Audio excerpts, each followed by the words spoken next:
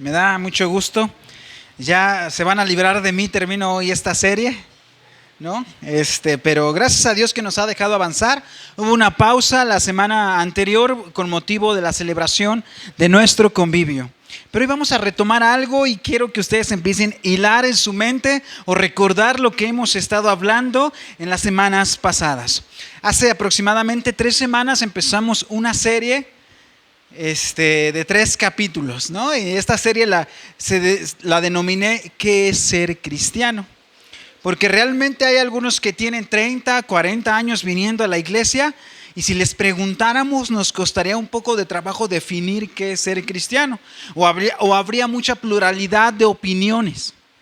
Pero en realidad la palabra de Dios es muy concisa y aunque es muy extensa, nos habla acerca de lo que es ser un cristiano. Y para terminar o concluir esta pequeña serie, les voy a pedir que abran sus Biblias en la segunda carta de Pedro, capítulo 1, donde iniciamos este recorrido. Segunda carta de Pedro, capítulo 1.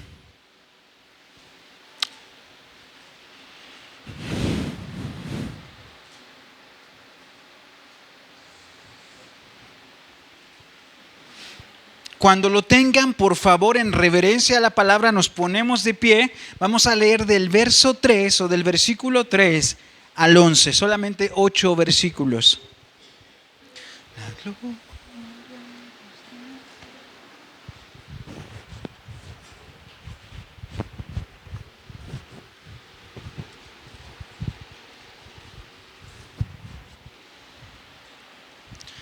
Ya casi todos lo tienen, alguno está también ahí en la pantalla.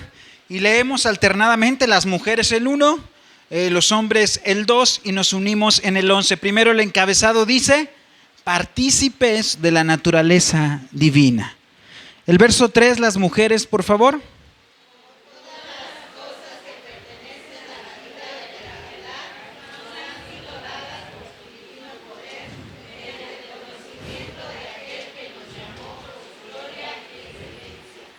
Por medio de las cuales nos ha dado preciosas y grandísimas promesas, para que por ellas lleguéis a ser parte de la naturaleza divina, habiendo huido de la corrupción que hay en el mundo a causa de la concupiscencia.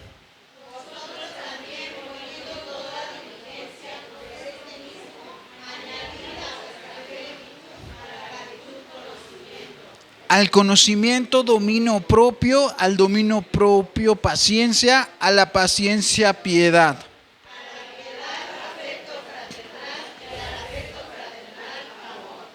Porque si estas cosas están en vosotros y abundan, no os dejarán estar ociosos ni sin fruto en cuanto al conocimiento de nuestro Señor Jesucristo.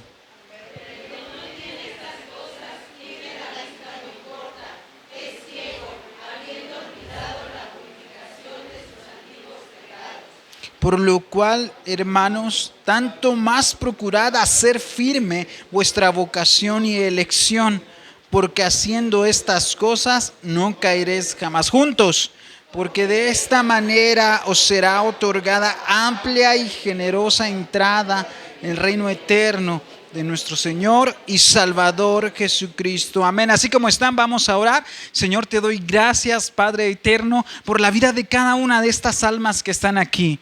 Desde el más nuevo, desde los invitados, hasta aquellos que tienen ya más tiempo en el Evangelio. Agradezco tu favor, porque detrás de esa intención de venir, de esa disposición por estar aquí, está tu mano que los está llamando, está tu voz que los está atrayendo y agradezco ese milagro tan maravilloso, Señor. Te pido en esta tarde que me dotes de habilidad, de palabras, de prudencia, de entendimiento, de inteligencia, de sabiduría, de todas las habilidades comunicativas que se necesitan para llevar tu mensaje a los oídos de mis hermanos. Te pido que me ayudes, Padre, que quites y suplas toda aquella falta de experiencia, toda aquella inexactitud, Señor, que la quites de mi vida y que permitas que mis hermanos llegue a sus oídos tu palabra, pero sobre todo que tu Espíritu Santo la lleve al corazón. Que al salir de este lugar mis hermanos puedan decir, he escuchado, he oído atentamente y ¿qué haré ahora con este mensaje? que al salir de aquí a sus actividades podamos decir como tu palabra dice en el Salmo 119, lámpara es a mis pies tu palabra y lumbrera a mi camino. En el nombre de Jesús, amén. Pueden tomar asiento, mis hermanos. Y empezamos, hace 3 semanas me embarqué en un viaje corto, pero un poco vertiginoso, profundo, para tratar de responderles, decía, una pregunta fundamental en nuestra vida como cristianos. Es una pregunta esencial para todos aquellos que ocupan o han ocupado un lugar en esta iglesia y en todas las iglesias que se predica el evangelio. Y la pregunta es, cada uno tiene sus ideas, cada uno tiene sus experiencias y forma su propio concepto, pero la pregunta es, ¿qué es ser cristiano? ¿Qué significa ser cristiano? Derivado de ello, enumeré 3 temas y el primero fue precisamente ¿qué es ser cristiano? Y en esos 3 temas establecimos ahí, con base ahí en el libro que tienen abierto en 2 de Pedro, capítulo 1, versículo 1, que dice, Simón Pedro, siervo y apóstol de Jesucristo. Con esa frase entendimos nosotros que una persona cristiana es aquella que ha sido en primer lugar transformada por Dios. Hay una transformación completa. Yo les decía, no, cuando uno se vuelve al cristianismo, cuando deposita su fe en Jesús, no es que sea una mejor versión tuya. No es que estés en tu prime, sino que seas un nuevo ser, que tengas un nuevo nacimiento. La Biblia usa términos para describir a un cristiano como el que nace de nuevo, como el que pasa de muerte a vida, como el que muda de un corazón de piedra, dice Ezequiel, a un corazón de carne. Como aquel dice el Nuevo Testamento que resucita una nueva vida y que es una nueva criatura. En primer lugar y en primera instancia, ese es un ser cristiano, aquel que ha sido transformado. También es aquel, siguiendo el texto de 2 de Pedro 1, es alguien con la disposición de obedecer los mandamientos y órdenes de Dios. ¿Se acuerdan que vimos la palabra? Ahí le dice Pedro, siervo, yo soy el doulos, el esclavo de Jesucristo. Y en tercer lugar, dice ahí, soy apóstol, que quiere decir el comisionado, el enviado, el emisario. Eso es ser cristiano, ser transformado, estar a la orden del Señor Jesucristo y ser el comisionado, enviado de Dios. En el segundo mensaje también expusimos por lo menos 3 características. Ya sabemos qué es lo que es ser un cristiano y sobre esa base establecimos que para que un verdadero cristiano, les decía ahorita a los nuevos creyentes, todos tienen alguna idea de qué es ser cristiano porque conocen personas que se dicen cristianas, pero que tristemente han hecho muchas cosas que no son o no reflejan lo que una persona cristiana debe hacer.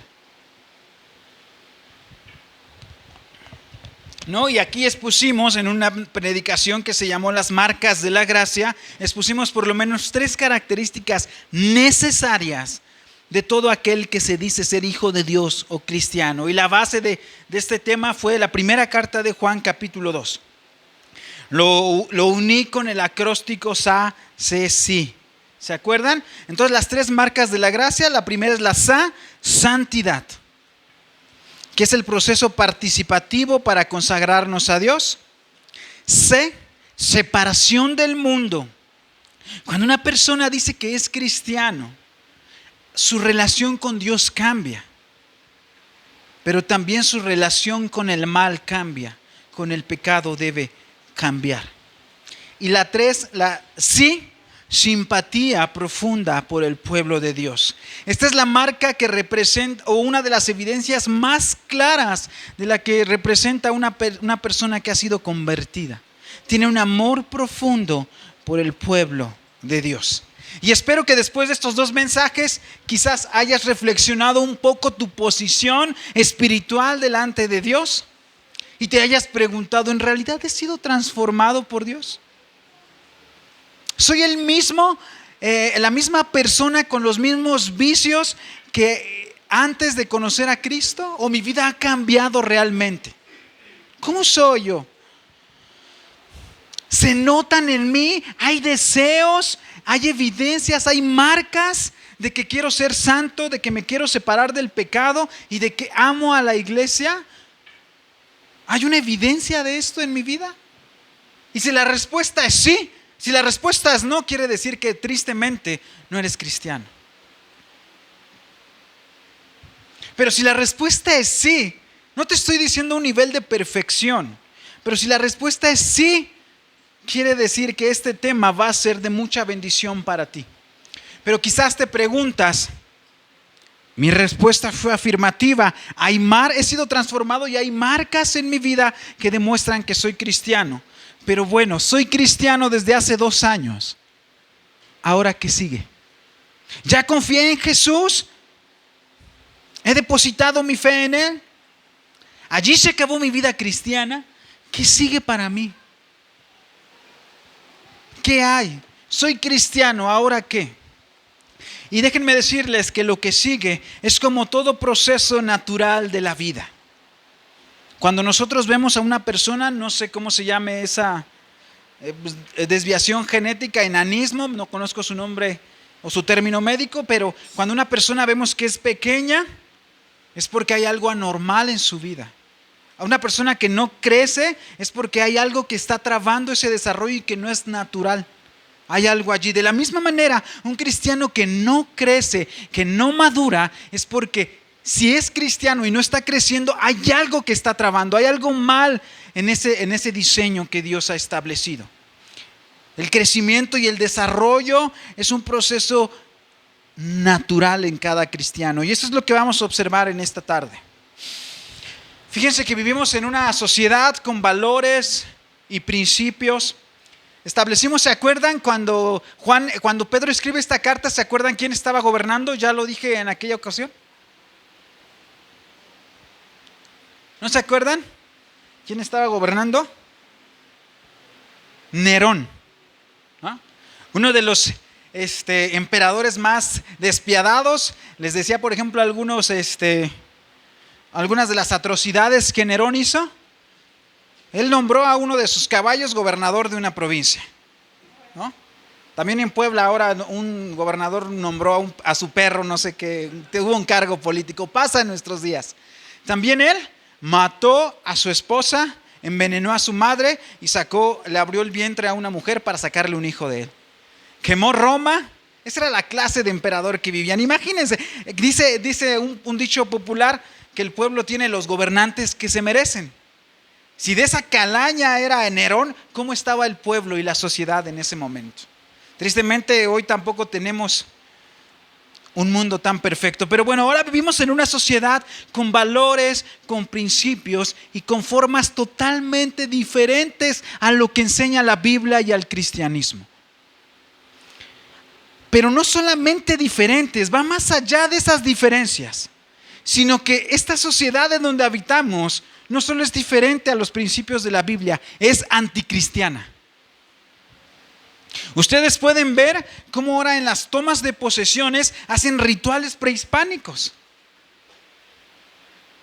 Pero ustedes díganme, o aquellos hermanos que han seguido la política, ¿cuándo un político ha celebrado una misa cristiana estando él en funciones? O una misa católica, ¿cuándo lo ha hecho? O un culto, ¿no? Porque dicen que el Estado debe de ser laico, que no debe de mezclarse la religión con la política. Pero entonces los rituales prehispánicos, eso también es religión. Entonces vivimos en una sociedad que no solamente es diferente del cristianismo, sino que es anticristiana, que está en contra del Cristo y de sus enseñanzas. Y aunque podemos señalar como este hecho político muchos fenómenos y corrientes culturales anticristianas, podemos distinguir algo.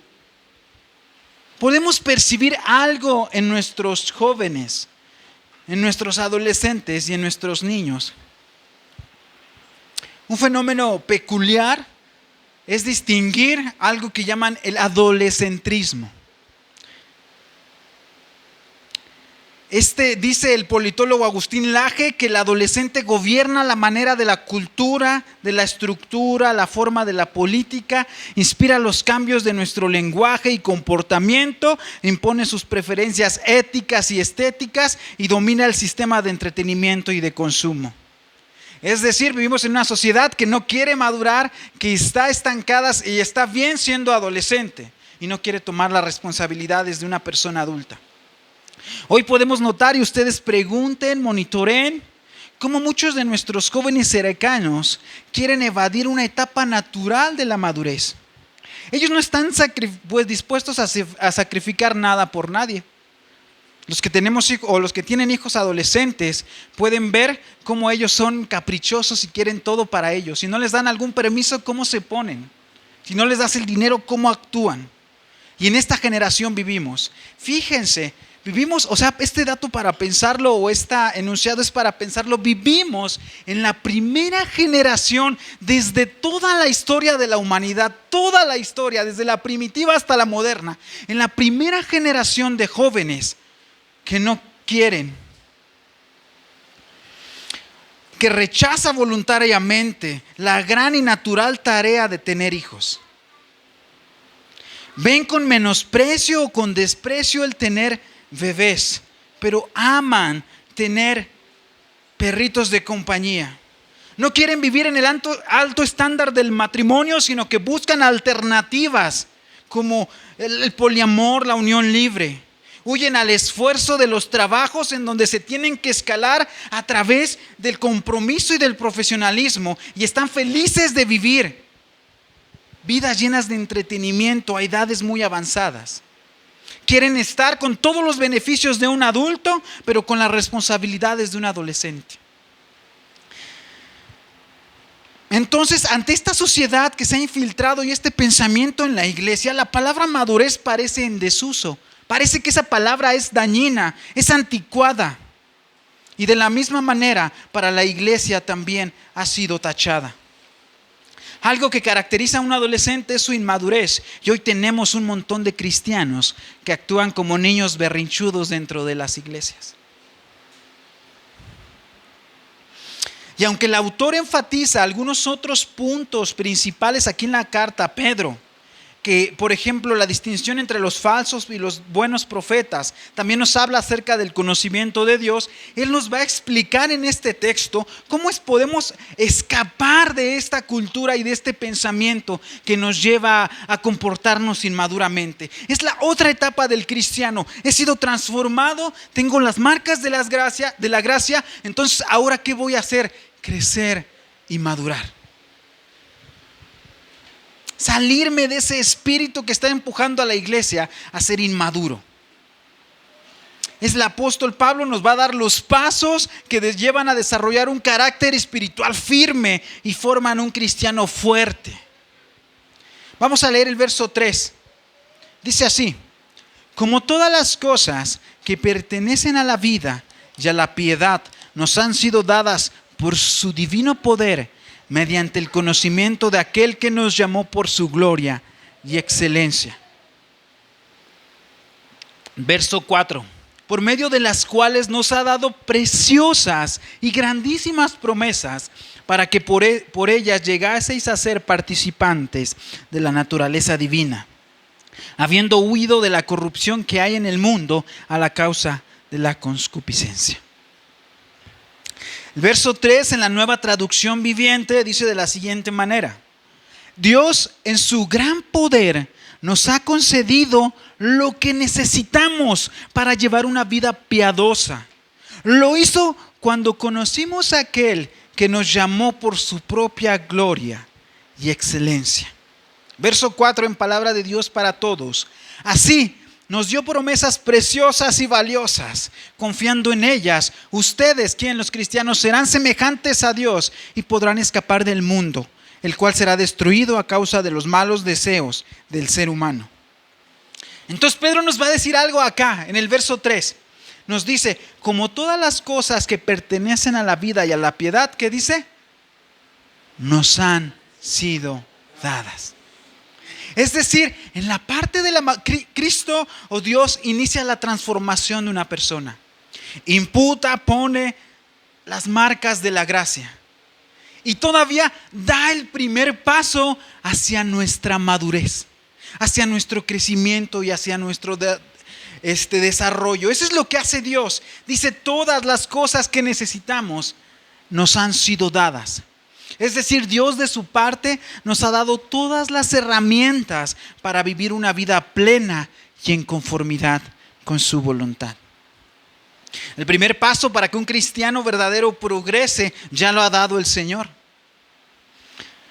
Pero ahora viene un mandato, una ordenanza en el versículo 5, que dice el versículo 5 así: vosotros también, poniendo toda diligencia. Y ahí dice que no solo pongamos diligencia, sino dice toda diligencia. Y dice vosotros también. Dios ha hecho su parte en la salvación. Él es completamente soberano. Él ha hecho todo en la salvación. Pero en el crecimiento hay una parte participativa, activa del cristiano. Es decir, si tú no creces espiritualmente, si un cristiano se queda chaparrito por siempre, espiritualmente, porque uno sí nos quedamos chaparritos, si un cristiano no crece, ¿de quién crees que es la culpa? O más de la mitad de la culpa. Del pastor, ¿verdad? ¿Qué dice aquí el verso 5? Vosotros, ustedes, yo. Ahora ese es tu turno. Vosotros pongan toda diligencia. No solo diligencia, sino toda diligencia. Y diligencia significa aprisa, agilidad, rapidez. Es decir, el apóstol Pedro nos va a decir: Dios ya puso algo para que tú crezcas, puso una base, entonces ahora tú apúrate, haz esto a toda velocidad. No esperes a mañana, no esperes al próximo lunes, no esperes a la octava uva que te comes el 31 de diciembre. Apresúrate a crecer, apresúrate a madurar. Es hoy cuando tenemos. Y dice después ahí en el verso 5: vosotros también, poniendo toda diligencia, por esto mismo, por esa rapidez, por esa velocidad que debe imprimir el cristiano, dice: añadid a vuestra fe virtud. La madurez espiritual, acuérdense que estamos hablando, soy cristiano, ahora ¿qué sigue? Y lo que sigue es madurar. La madurez espiritual es como una pirámide que va de forma ascendente. La base de esta pirámide está interconectada con la fe, es decir, de ahí se sostiene toda esta pirámide. Esa fe que Dios ha puesto como fundamento. Pero después es nuestro deber y nuestra obligación añadir a esa fe, dice el texto, virtud. ¿Y qué es la virtud? Esa palabra de virtud, hay todo un desarrollo en la filosofía. Es el arete griego. Esa palabra en griego es arete. Y esa quiere decir la excelencia para realizar muchos bienes a muchas personas. Es una excelencia. Entonces la virtud es una excelencia para realizar el bien a muchas personas. Por ejemplo, Aristóteles decía que existen excelencias o virtudes de dos tipos.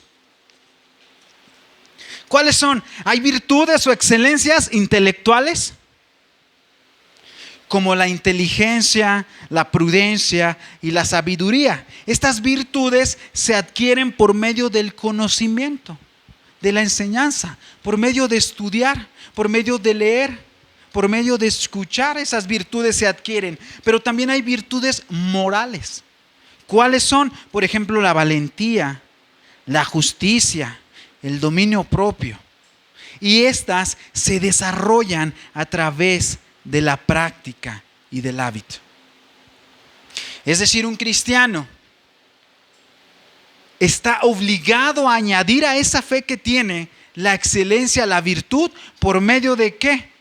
Del conocimiento y de la práctica. Eso es como un cristiano va madurando, a través del conocimiento y de la práctica. Cualquier disciplina que ustedes hagan es lo mismo. Aquellos que practican algún deporte, ¿por qué algunos destacan más que otros? ¿Por qué algunos son superiores? ¿Ustedes han escuchado las anécdotas de Cristiano Ronaldo? Dice que un compañero del Manchester un día lo invitó a comer Entonces llegó él a su casa, ese compañero, pues el Manchester, para los que saben de fútbol, que es un equipo top, ¿no? A nivel mundial. Y lo invitó a comer. Entonces dice que cuando llegaron, Cristiano estaba en su alberca y se metió con él a la alberca, pero que estaba Cristiano haciendo ejercicio en su día de descanso en la alberca. Después salieron y entonces Cristiano dice, vente, vamos a comer. Y le llevó a una mesa llena de puras verduras, sin carne. Acabaron de comer y dice, bueno, pues ya vamos a relajarnos. Dice, sí, vente, vamos a relajarnos, vamos al gimnasio. Y se fueron al gimnasio a entrenar y después de que acabaron el gimnasio, se fueron a hacer tiros. Era su día de descanso de Cristiano Ronaldo. ¿Cómo es posible? Y dice él, desde ahí jamás fui a otra invitación con él, porque yo quería descansar ese día. ¿A qué voy? Que la disciplina, o el hábito, la disciplina en cualquier circunstancia te va a dar resultados. Y lo mismo pasa con la fe. Una persona disciplinada, una persona que a través del conocimiento, de la práctica, de la costumbre y del hábito, se va formando, va creciendo y va madurando. Esa es la manera en que nosotros vamos a crecer en el conocimiento de Dios. Entonces, como les decía, si algunos de nosotros tenemos diferente crecimiento, no es por culpa del pastor o de las actividades, sino es por culpa de que no estamos añadiendo esa virtud, esa práctica, ese conocimiento. Y aquí cada uno de nosotros entonces se va a hacer preguntas. ¿Cuánto estoy leyendo? ¿Cuánto estoy orando? ¿Cuánto me estoy congregando? ¿Qué música estoy escuchando? ¿Se acuerdan ese texto que a veces lo usamos como pretexto del libro de Corintios que dice, todo me es lícito, pero no todo me conviene? Es precisamente eso, o sea, hasta en lo que escuchamos y lo que vemos hay que ser selectivos para ir creciendo en el conocimiento del Señor. Dice ahí el verso 5 también. Vosotros también, poniendo toda diligencia, por esto mismo añadid a vuestra fe, o sea, es la base que Dios puso, la virtud, y a la virtud, conocimiento. Y esta es la palabra gnosis. También hay todo un desarrollo sobre esa palabra. Inclusive hasta existía un grupo que se llamaban los gnósticos. Y ellos decían que para conocer a Dios, la única forma de conocerlo era a través de un conocimiento. Es decir, solamente las personas iluminadas o con ese conocimiento tan elevado podrían conocer a Dios, pero eso no es así. Y en este punto les quiero pedir algo. Todos ustedes están sentados a un lado de una persona o atrás de una persona que confían. Aunque sea su esposa, van a hacer el ejercicio. Les voy a pedir, saquen su celular. Es la única vez que les voy a pedir que saquen su celular, mis hermanos. Si no, el pastor me regaña.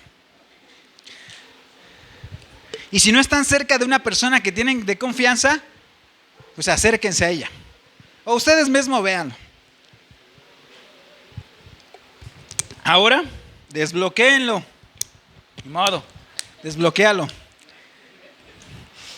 O sea, dénselo a la otra persona. Ya desbloqueado, dénselo a la otra persona. No tengan miedo, ¿ya ven?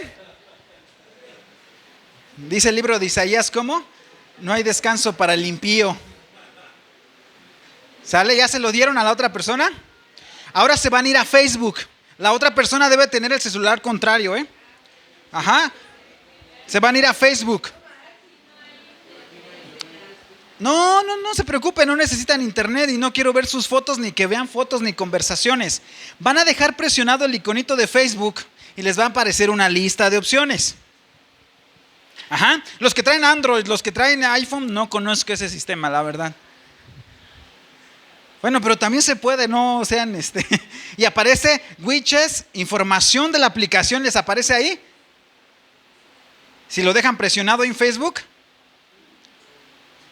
Y les aparece una opción que dice información de la aplicación. ¿Ya?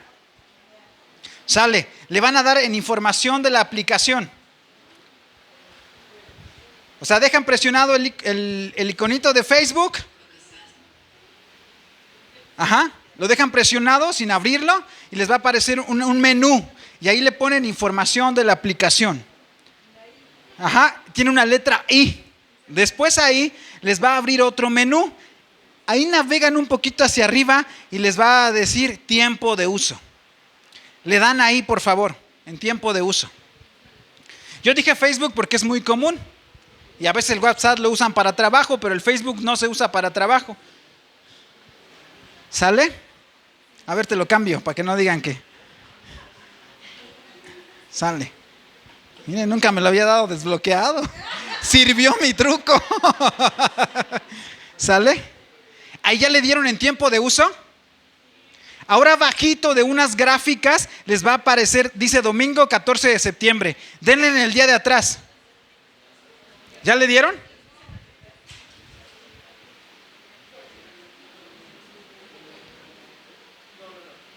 Ahí por favor, Cristian, si ayudas. ¿Qué les dice del día de ayer? ¿Cuánto tiempo usaron el Facebook?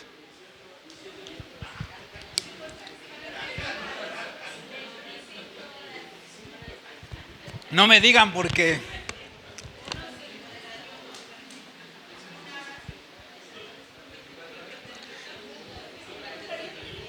¿Ya? ¿Ya vieron cuánto usaron su celular el día de ayer? ¿Por qué les estoy hablando de esto? Porque les estoy hablando del tiempo. Ya te lo regreso. Sí, porque ahí traigo mis textos. Lo bueno que no hay internet, dice. ¿Ya vieron cuánto tiempo usaron el Facebook el día de ayer? 1 hora 51. ¿Quién da más? No, ya no me digan porque me espanto. Y ahora mediten en su corazón. Ya saben cuánto hicieron el día de ayer. Ahora díganme, ¿cuántos tiempo pasaron en la Biblia el día de ayer? ¿Lo mismo que en el Facebook? ¿La mitad?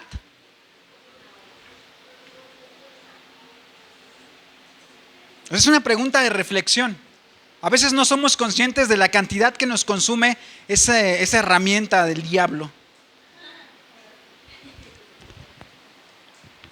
Por lo menos la mitad la vivimos en la Biblia.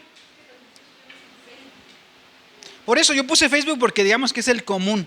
O ya usan Instagram, TikTok. No, y aparte si abriéramos cada una, ¿no? ¿Ya vieron? ¿Y cuántos llevaron, por ejemplo, el devocional el día? Ayer no hay, pero llevaron una lectura bíblica. A veces no somos conscientes de todo ese tiempo. ¿Por qué? Dice aquí el verso 5, a la virtud añadid el conocimiento. Y el conocer es invertir algo de lo más valioso que tenemos, nuestro tiempo. Seamos sinceros, por ejemplo, hay algunos que duramos mucho tiempo con nuestras novias, con sus novios. Antes de casarnos, pensábamos que los conocíamos, pero no los conocíamos hasta que ya nos casamos y pasamos las 24 horas con ellos. Entonces la forma de conocer, la gnosis que dice aquí Pedro, tiene que ver con el tiempo que pasas con una persona. Es decir, alguien que quiere madurar, que quiere crecer, va a pasar a invertir tiempo en las cosas de Dios. Esa es una manera de desarrollarse.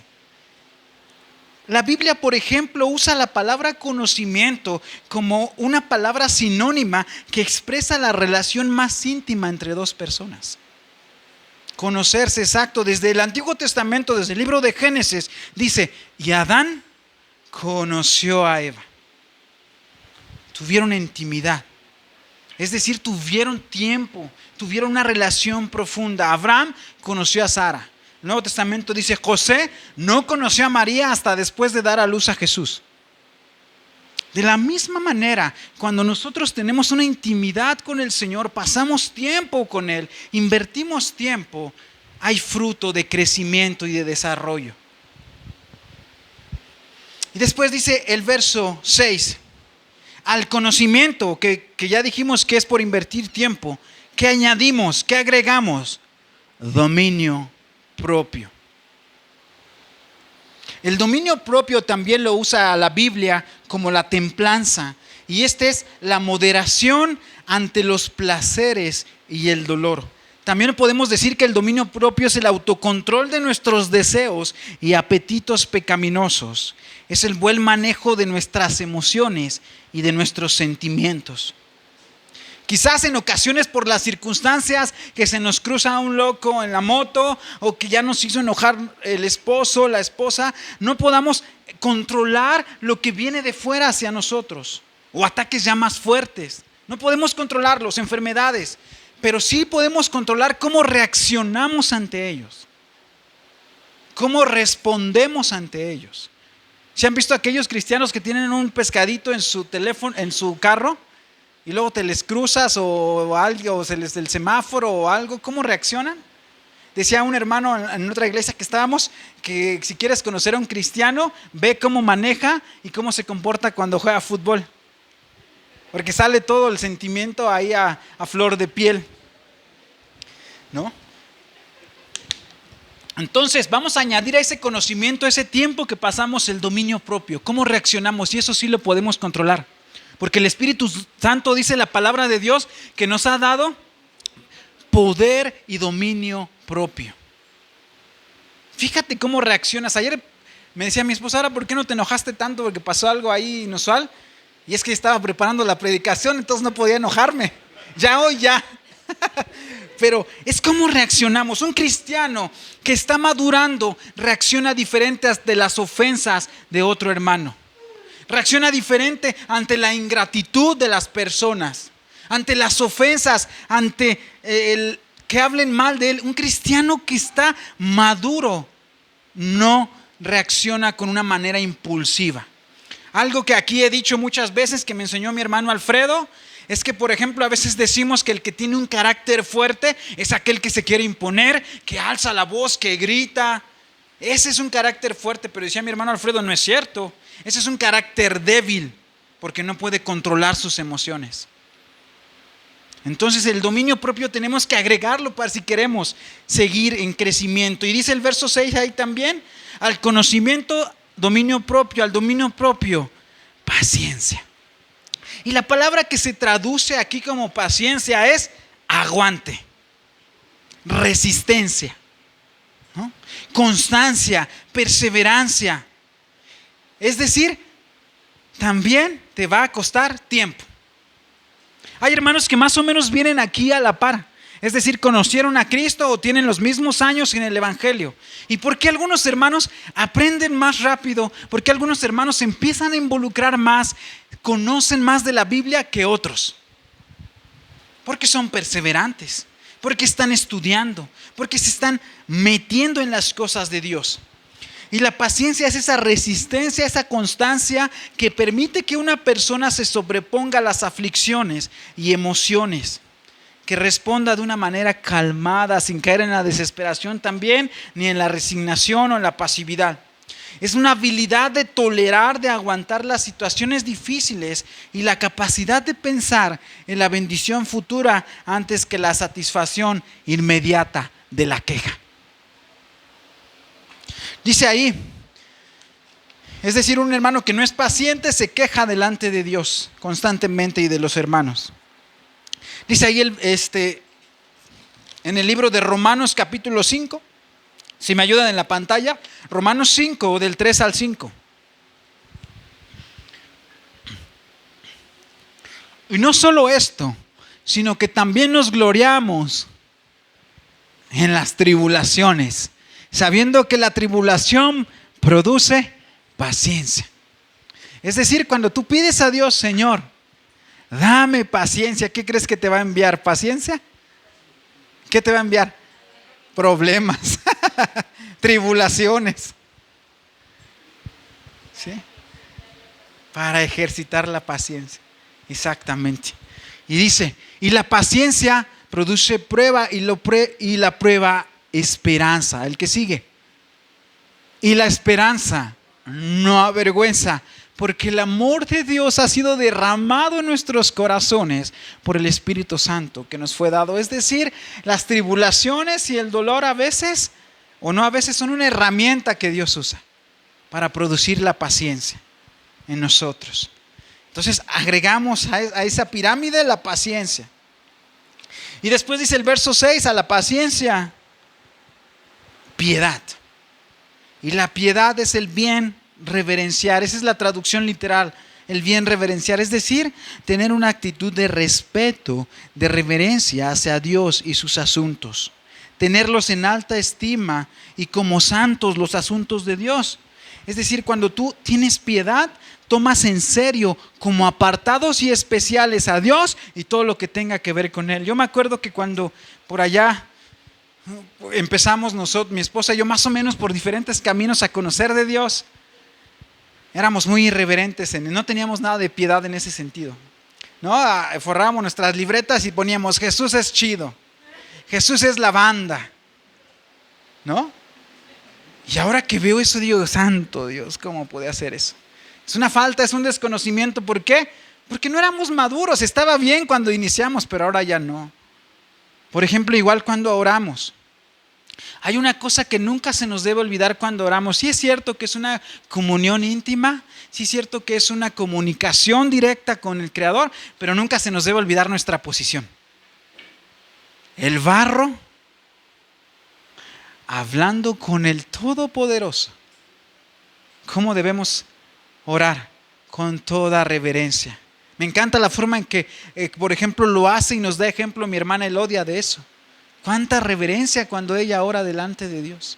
Y eso es esto, o sea, añadir a la paciencia, a la espera, a la resistencia, al aguante, la reverencia a Dios. Porque una persona que es impaciente, la impaciencia, así como la piedad, la paciencia produce en nosotros la esperanza, la impaciencia produce la desesperanza y la queja. Una persona que es impaciente siempre se está quejando porque quiere al momento la respuesta, porque piensa que las cosas no son justas. Dice ahí Primera de Timoteo 4, 7 al 8, si me ayudan.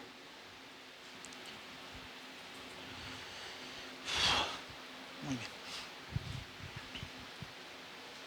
Primera carta de Timoteo 4, 7 y 8. Paciencia con el de la pantalla. Ahí está. Desecha las fábulas profanas y de viejas. Así dice, ¿eh? Ejercítate para la piedad. Ejercítate para la piedad. Porque el ejercicio corporal para poco es provechoso. Otras versiones dice es bueno. No quiere decir que no hagas ejercicio. Nos hace falta muchos. Porque el ejercicio corporal para poco es provechoso. Pero la piedad, la reverencia, para todo aprovecha. Pues tiene promesa de esta vida presente y de la venidera. Eso es la piedad, la reverencia que tiene, dice, promesa. Aquí fíjense, les traduzco eso en la Nueva Traducción Viviente, porque ahí dice y mitos y cuentos de viejas. En esta traducción dice así: no pierdas el tiempo discutiendo mitos y leyendas mundanas. Emplea el tiempo y las energías en ejercitarte para vivir como Dios manda. Está bien que te ejercites físicamente, pero es mucho mejor que te ejercites para vivir piadosamente, ya que esto es útil para todo, te ayudará en esta vida y también en la venidera, ¿no? Hace rato estaba yo de una manera quejándome y me decía una hermana: oiga, ¿y a qué horas te dormiste por estar preparando los nuevos creyentes y todo eso? Le decía: pues ya me dormí bien tarde. Y me decía ella: yo por estar preparando mi clase me dormía a las 2 de la mañana. Y yo: eso es tener reverencia ante lo que hace, tomar seriedad a lo que hace. Y dice el verso 7: a la piedad, afecto fraternal. Y aquí la palabra ustedes la van a conocer. Hay un mensaje en el libro de Apocalipsis a una iglesia que se traduce como afecto fraternal, y la palabra es Filadelfia. No como el queso, Este es como la ciudad de Filadelfia. Y Filadelfia es el afecto fraternal, el cariño. Fraternal está hablando de amistad, ¿no? Ahí decía también, distinguiendo el tipo de amistades, decía, hay un filósofo que hay una amistad, y hay 3 tipos de amistades. Decía que una es por la utilidad. Debemos de aprender a distinguir y hacer la clase de amigos que queremos ser, tener el amor, el afecto fraternal que dé el correcto. Hay algunos que son amigos por utilidad y se basa en el beneficio mutuo que las personas obtienen de esa relación, como ocurre con los compañeros de trabajo o de negocios. Entonces, una amistad hay por utilidad. Hay otra amistad o otro afecto fraternal que es por el placer. Decía mi abuelito que, por ejemplo, en la calle es más fácil que te inviten una cerveza que un taco, ¿no? Ese es ese tipo, por el placer. Este tipo de amistad surge del disfrute mutuo de la compañía del otro. Es con la amistad entre personas con intereses similares. Ese es otro tipo de amistad. Por utilidad, por el placer, y hay otro al que nos hemos sido llamados y que también forma parte de la madurez cristiana. Es el general, el cultivar una amistad por la virtud. Esta es la amistad perfecta. Es la forma más elevada de la Filadelfia, en la que los amigos se valoran mutuamente por su carácter. En esta relación cada uno desea el bien del otro y busca su mejoramiento material y sobre todo espiritual. Ese es un verdadero amigo y al que somos llamados a ser. Pero ¿qué creen? Que ser amigo es difícil, es desgastante, es complicado. Pero la Biblia nos habla N cantidad de veces, y lo vamos a ver el libro de Proverbios. Los jueves vamos a tocar mucho este tema de la amistad. Pero derivado de Proverbios 16, 28 dice: el hombre perverso levanta contienda y el chismoso aparta a los mejores amigos. Proverbios 17. Hermoso este texto. En todo tiempo ama al amigo y es como un hermano en tiempo de angustia. Proverbios 17:9 en la Nueva Traducción Viviente. Cuando se perdona una falta, el amor florece, pero mantenerla presente separa a los amigos. Proverbios 18:24. El hombre que tiene amigos ha de mostrarse amigo, y amigo hay más unido que un hermano. La amistad, hermanos, es algo que caracteriza, la amistad en el pueblo de Dios es algo que caracteriza a un cristiano maduro. Muchos, cuando tocan la campana de que se termina el culto, se quieren ir corriendo a sus casas. No quieren nada de contacto con los hermanos. No, se van, corren, huyen de aquí.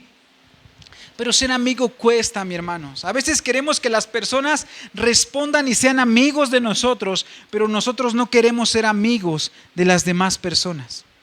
Porque implica tiempo, dedicación e implica sacrificio. Una vez se quejaba un amigo y decía: es que tú nunca me vienes a visitar, nunca me hablas por teléfono. Y yo le decía: la misma distancia hay de allá para acá. Pero cuesta ser amigo. Por eso muchos tenemos pocos amigos, aunque somos sociables y conocemos, pero realmente ser amigo cuesta. Y si quieres tener amigos, debes de estar dispuesto a pagar ese sacrificio. Dice Proverbios 27:6 en la Nueva Traducción Viviente: son mejores las heridas del amigo que los besos del enemigo. Esa es la verdadera amistad.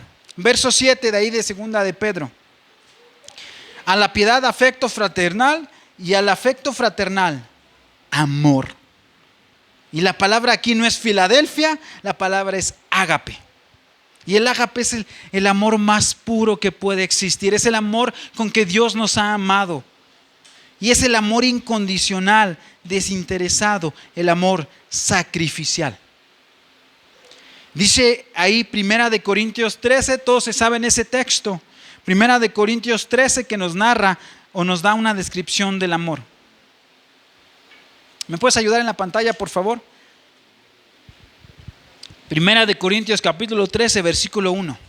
Es una oda al amor, es un poema todo el capítulo 13. Pero vamos a leer nada más el texto 1. Dice: si yo hablase en lenguas humanas y angélicas, es decir, si yo tuviera esos dones, o que si existiera un lenguaje angelical tan delicado, o hablara todos los idiomas y no tengo amor, vengo a ser como metal que resuena o címbalo que retiñe. Dice la Nueva Biblia Viva: si yo tengo el don de hablar en lenguas humanas o angélicas y no tengo amor, son como un metal que resuena, un platillo que solamente hace ruido. Escandaloso, pero no sirve para nada. El amor es el resultado final de la suma de las virtudes. El amor dirigido hacia Dios y hacia los hermanos. ¿Por qué? Porque el amor es el pináculo de esa pirámide de la madurez. ¿Por qué el amor es la conclusión, la cima de esa pirámide? ¿Por qué el amor? Porque en el amor se pueden ejercer todas las otras virtudes. Cuando yo amo a una persona, me esfuerzo por conocerle. Cuando yo amo a Dios, me esfuerzo y paso tiempo conociéndole. Lo hago con excelencia, con virtud. Tengo dominio propio para controlarme cuando me hacen algo. Tengo paciencia y lo estimo. Tengo afecto fraternal. Es decir, la madurez va compaginada con el amor, que es el pináculo de esa pirámide. Por eso, hermanos, es una ridiculez y una niñería, algo de un cristiano que no es maduro, cuando alguien dice: es que yo sirvo a Dios, pero no sirvo a los hermanos. Eso es imposible. Cualquiera que quiere servir a Dios tiene que servir a los hermanos. No hay manera de separar eso. Se sirve a Dios a través del servicio a los hermanos. Si no sirves a los hermanos, no sirves a Dios. Dice primera carta de Juan 4:20. Si me ayudan, por favor. Primera de Juan 4:20. Dice: si alguno dice: yo amo a Dios, y aborrece a su hermano, es mentiroso. Pues el que no ama a su hermano, a quien ha visto, ¿cómo puede amar a Dios a quien no ha visto? Verso 8. Porque si estas cosas están en vosotros, no os dejarán estar ociosos ni sin fruto en cuanto al conocimiento de nuestro Señor Jesucristo.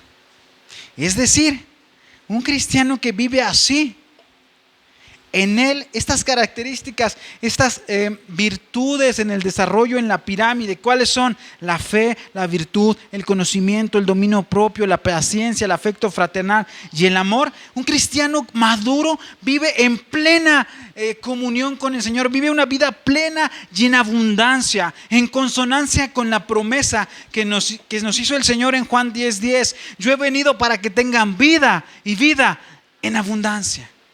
Es decir, un cristiano también inmaduro vive con resentimiento, vive amargado, en desesperación, en desesperanza, vive continuamente en la pelea, en la queja, vive en un disgusto constante. Ese es un cristiano que no ha madurado, un inexperto. Ese cristiano vive con una carga, es como una carga para los demás hermanos. ¿Les ha pasado que están desarrollando un ministerio, están sirviendo en la iglesia y hay hermanos que nada más están criticando y nada más están estorbando allí? Eso es un cristiano inmaduro. Y tristemente, de esta y de muchas iglesias han salido estas personas por peleas o por discusiones infantiles. Pero aún Dios saca provecho de eso. Como diría Oscar Wilde, algunas personas causan felicidad donde quiera que van, otras cuando se van. Es duro, pero es cierto. Es muy duro, pero es cierto. No, o sea, tristemente hay iglesias y algunos hermanos que tienen más tiempo no me van a dejar mentir, se han peleado por el color que pintan la iglesia, o porque dieron pozole en vez de pambazos en una comida, o porque el pastor usa corbata o no usa corbata, o porque se toca la batería o no incluir la batería. Niñerías. No habla de un cristiano maduro, habla de un cristiano inmaduro. Un cristiano inmaduro es difícil para complacerse, pero fácil para molestarse. Sin en cambio, un maduro vive esa vida plena, feliz, en abundancia a pesar de las circunstancias. Esta es a la vida que nos ha llamado Dios. No a una vida, un cristiano no debe de ser una persona que camina así, sin esperanza, sin ánimo, sin gozo, sino que vive pleno, que enfrenta la vida, que crece, que madura, que se desarrolla. ¿Y eso de quién es culpa? De ti mismo. Yo quiero ver ese tipo de cristianos aquí. Quiero ser ese tipo de cristianos que inspiren a los nuevos, a los que van viniendo y que digan: qué felicidad ver una persona madura y cabal en todos sentidos. Que crecen, que sepas, que avances, que no te quedes estancado. Verso 8 dice ahí: porque si estas cosas están en vosotros y abundan, no os dejarán estar ociosos ni sin fruto en cuanto al conocimiento de nuestro Señor Jesucristo. Y ahí la palabra que se ocupa para ocioso es desempleado, sin trabajar para Dios ni para los hermanos. Son aquellos que no tienen ni deseo ni intención de servir con los dones, habilidades y recursos que el Señor les ha dispuesto. Iglesias, me platicaban también tristemente de una iglesia muy bonita, muy amada por mí, en donde les faltan músicos, pero tienen a un músico que sabe tocar todos los instrumentos. No es esta, es otra. Pero, y yo digo, ¿y qué desperdicio? ¿Por qué es inmaduro el hermano? ¿Por qué no presta su servicio para enseñar a otros, para tocar? ¿Por qué es inmaduro ese hermano? Y dice aquí, no dejarás estar ociosos. Es decir, un cristiano maduro trabaja para Dios y para sus hermanos. Está dispuesto a servir con los dones, habilidades y recursos que el Señor les ha dispuesto. Esa persona ociosa es perezoso y es el antónimo de la diligencia. Es decir, una persona ociosa, perezosa, es lo contrario a una persona diligente que se apresura en trabajar y hacerlo bien.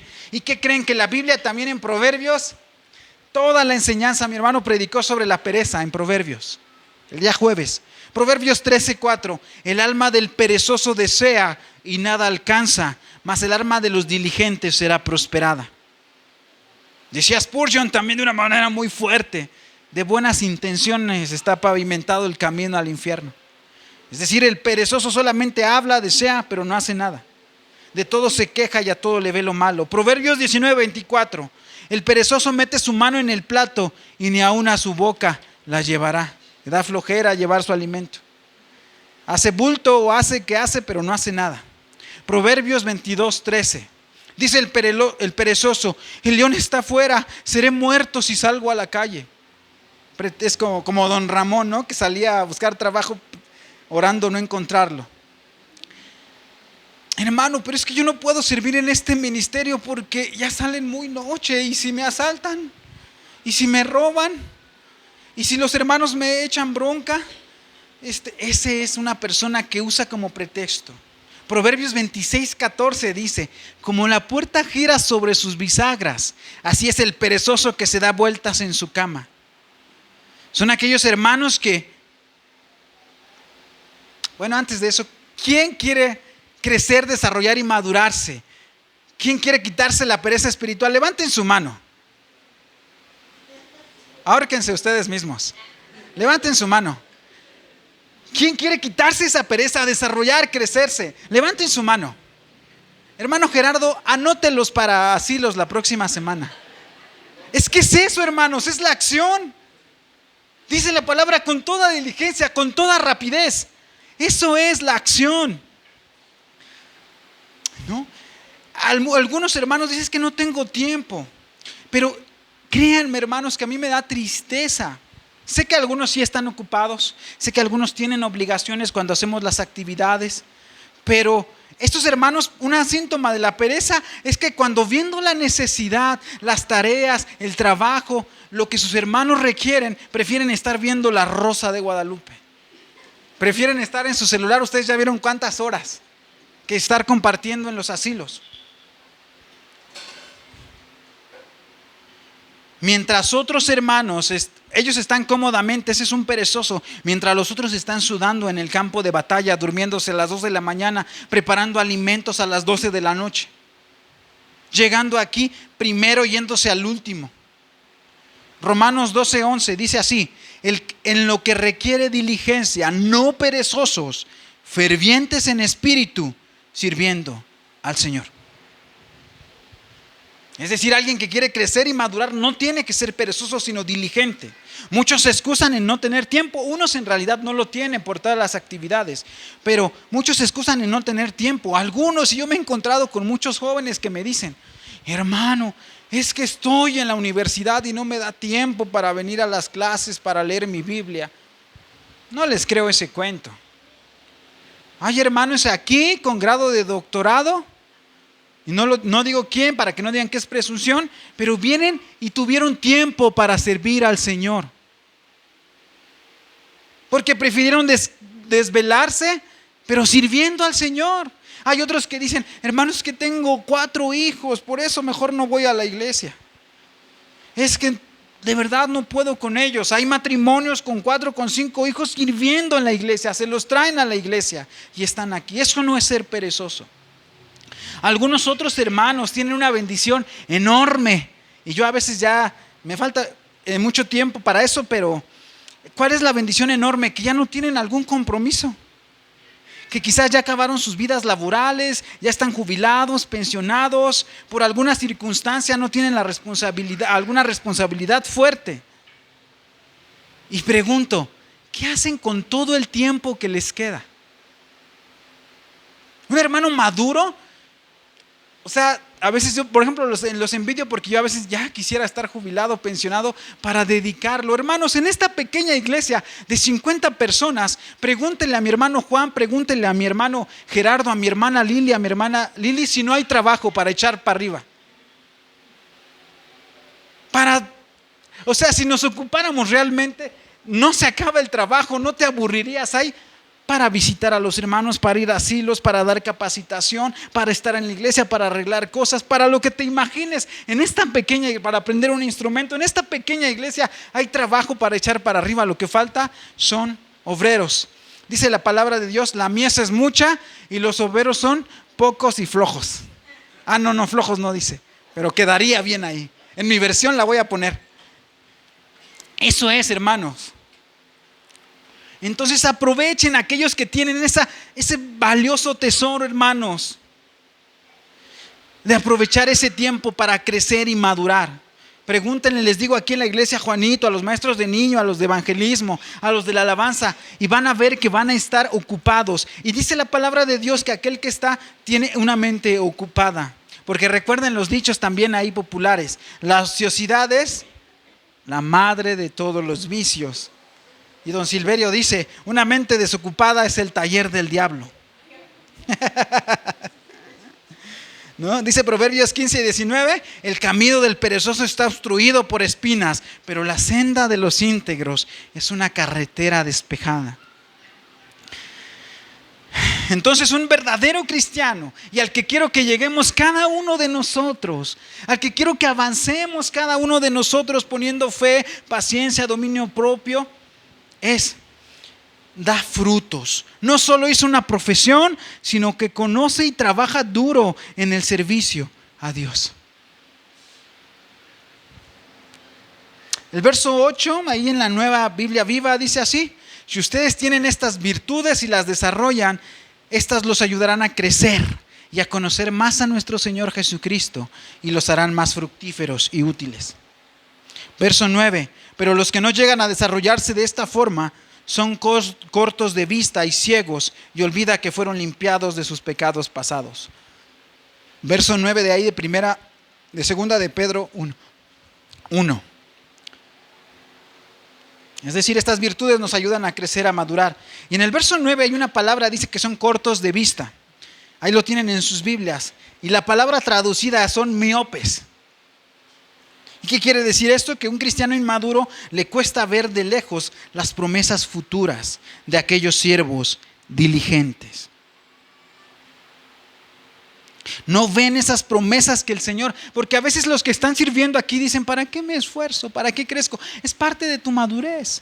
Es parte del desarrollo natural de un cristiano. Y no tienes que ser miope, sino ver a lo lejos las promesas. ¿No dice 1 Corintios 15:58? Así que, hermanos míos, amados, estar firmes y constantes, creciendo en la obra del Señor siempre, sabiendo que vuestro trabajo en el Señor no es en vano.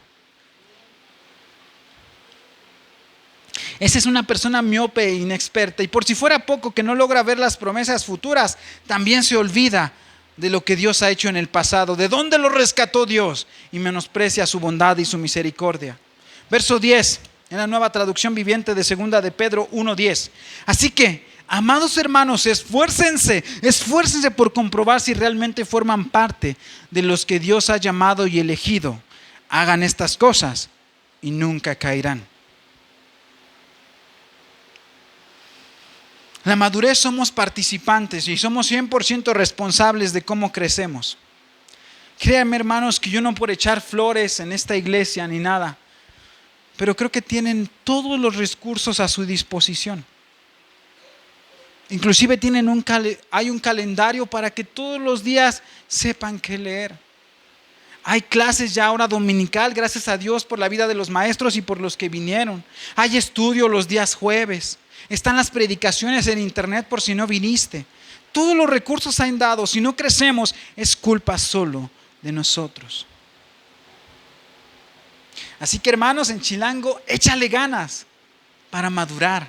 Esfuérzate y será difícil que caigas, porque vamos de victoria en victoria y de gloria en gloria. Dice el verso 11: porque de esta manera os será otorgada amplia y generosa entrada en el reino eterno de nuestro Señor y Salvador Jesucristo. Y con esto concluyo. Un cristiano maduro inequívocamente va a entrar por la puerta ancha en el cielo. Un cristiano que sirve, que ama a los demás, que se esfuerza, inequívocamente va a entrar por esa puerta al cielo. Y ustedes, hermanos, a lo largo de su vida han escuchado palabras hermosas. ¿Se acuerdan los hombres cuando su novia les dio el sí? ¿Cómo sintieron su corazón que palpitaba? O aquellos que han competido en alguna justa deportiva o de conocimiento, cuando dicen, y el primer lugar es para... y dan su nombre, ¿cómo se sienten? ¿Cómo su corazón palpita? ¿Con qué emoción? O por ejemplo, también aquellos que pudieron estudiar y les dicen, o tuvieron la oportunidad de estudiar y les dicen, felicidades al ingeniero, al licenciado fulano de tal, y mencionan su nombre. Qué bonito se siente. O aquellos que hemos tenido la dicha de ser padres, de ser madres, cuando sale el doctor y dice, felicidades, fue un varoncito. ¿Cómo nuestro corazón se ilumina? O cuando nos dicen, eres aceptado en este trabajo. ¿Cómo nuestro corazón? O cuando algún familiar le hablan de allí en el médico y les dicen, su familiar se va de alta. Todas este tipo de buenas noticias, ¿cómo nos alegran el corazón? ¿Cómo nos motivan estos mensajes? Pero déjame decirte algo, hermano, que a pesar de que sean unas palabras tan hermosas, tan preciosas, tan esperadas, no hay una más maravillosa que un cristiano maduro pueda escuchar. Todas estas bendiciones palidecen ante la voz más esperada y más deseada, ante la voz más anhelada de cualquier hijo de Dios. Bien, buen siervo y fiel, sobre poco has sido fiel, sobre mucho te pondré. Entra en el gozo de tu Señor. Dios les bendiga, mis hermanos.